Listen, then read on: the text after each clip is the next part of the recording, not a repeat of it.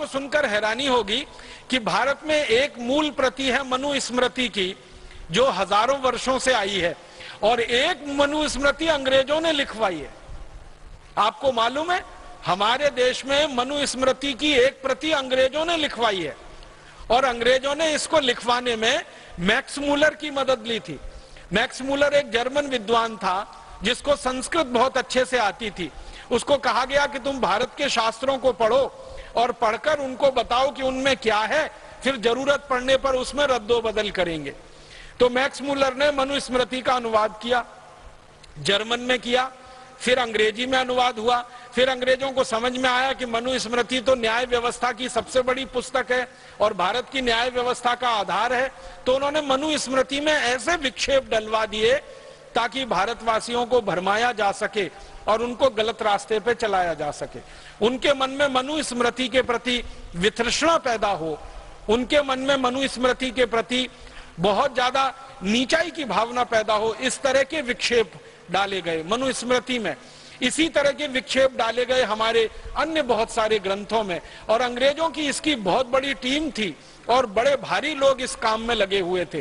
कोई साधारण अंग्रेजों ने यह काम नहीं किया है। मैं नाम ले लूं अगर, तो एक अंग्रेज का नाम सबसे ज्यादा ले सकता हूं।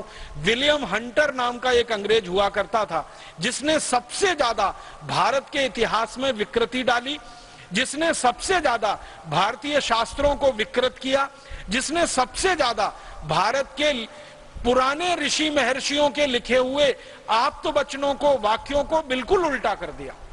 और ये कैसे कर पाया? वो विलियम हंटर की एक विशेषता थी, वो ये कि अंग्रेजी बहुत अच्छी जानता था, उसके साथ साथ उसको संस्कृत भी बहुत अच्छी आती थी। तो चूंकि संस्कृत अच्छी आती थी और अंग्रेजी भी अच्छी आती थी, तो भारतीय मूल ग्रंथ संस्कृत में है तो वो पढ़कर समझ लेता था। फिर अंग्रेजी में कहां कहां विकृति करके उसको फिर से बनाना है, आसानी से वो कर लेता था। विलियम हंटर की पूरी टीम थी, जिसको कहा गया अंग्रेजों के द्वारा विलियम हंटर कमीशन।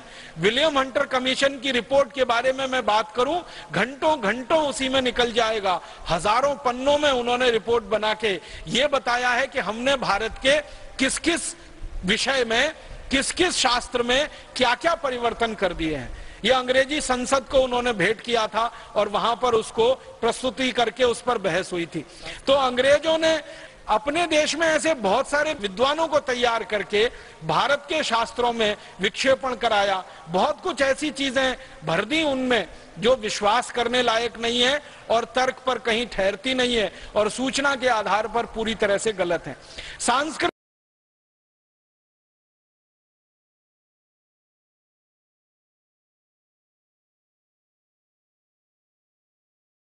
हमारे देश में मैकॉले के द्वारा जो विषय तय किए गए उनमें से एक इतिहास विषय, जिसमें मैकॉले ने यह कहा कि भारतवासियों को सच्चा इतिहास उनका नहीं बताना है, क्योंकि इनको गुलाम बना के रखना है, इसलिए इतिहास को विकृत करके भारत में पढ़ाया जाना चाहिए। तो भारत के इतिहास को पूरी तरह से उन्होंने विकृत कर दिया।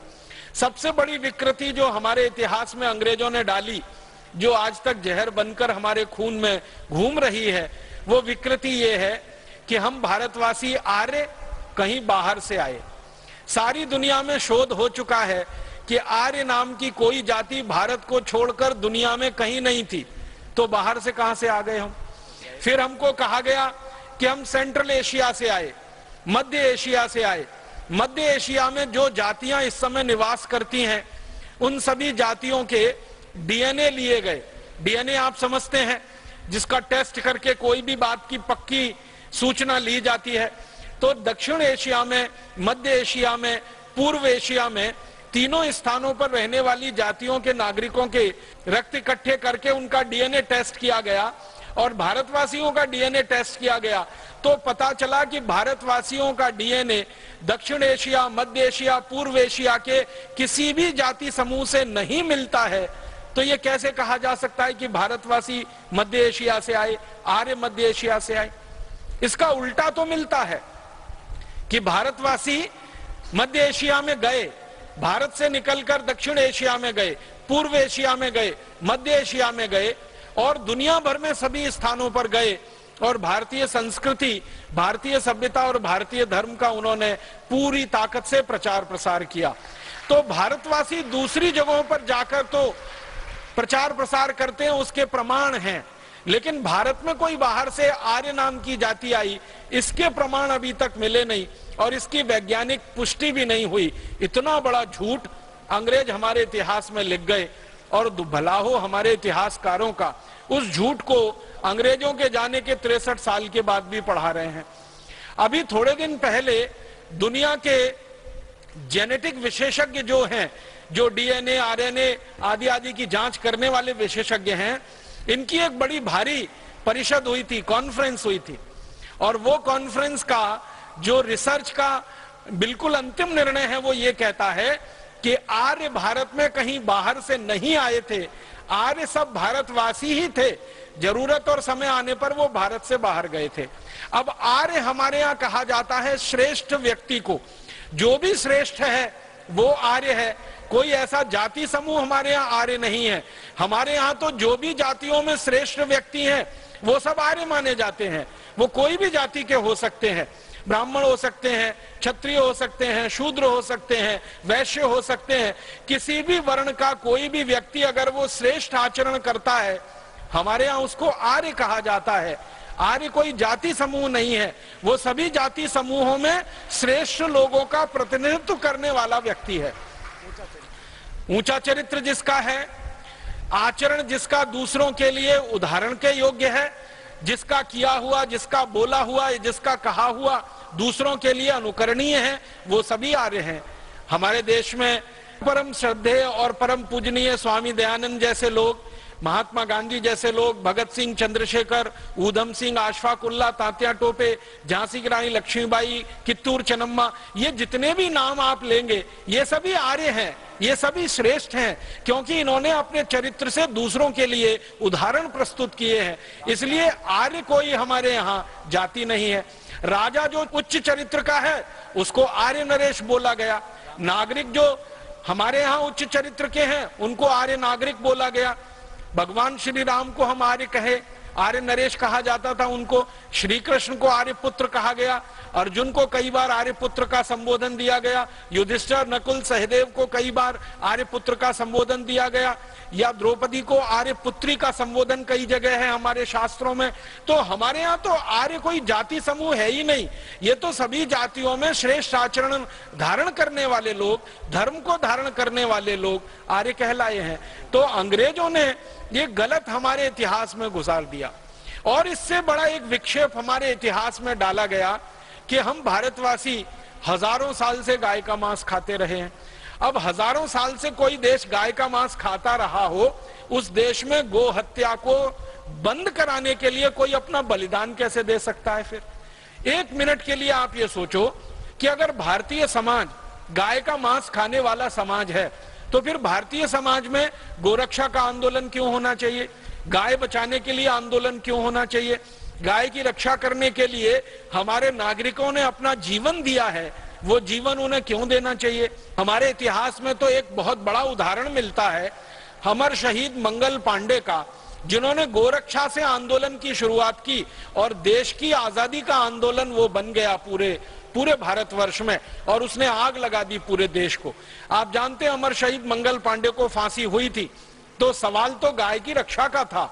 जब मंगल पांडे अंग्रेजी सेना में नौकरी करने के लिए भर्ती हुए बैरकपुर की छावनी में, जो कोलकाता के नजदीक है, उनको किसी ने बता दिया कि आप जो कारतूस मुंह से खोलते हो इसमें गाय की चर्बी लगी होती है, और अगर आप कारतूस मुंह से खोलते हो उसमें गाय की चर्बी लगी होती है तो आप तो गोरक्षा की बात करते हो, फिर ये कैसे होता है? तो मंगल पांडे को तो विश्वास नहीं हुआ। उन्होंने एक अंग्रेज अधिकारी को पूछा जिसका नाम था मेजर जनरल ह्यूसन को मंगल पांडे ने पूछा कि क्या ये बात सच है कि हमको जो कारतूस दिए जाते हैं उस पे गाय की चर्बी लगी रहती है? मेजर जनरल ह्यूसन ने ना हाँ कहा ना कहा। मंगल पांडे ने फिर पूछा, फिर उत्तर नहीं मिला तो उनको गुस्सा आ गया और उनके हाथ में जो बंदूक थी, राइफल थी, उसको उन्होंने चला दिया और ह्यूसन को मार डाला। ह्यूसन की हत्या हो गई। और ये काम मंगल पांडे ने बहुत सोच समझ के किया था, पूरे होशो हवास में किया था और विवेक के साथ किया था।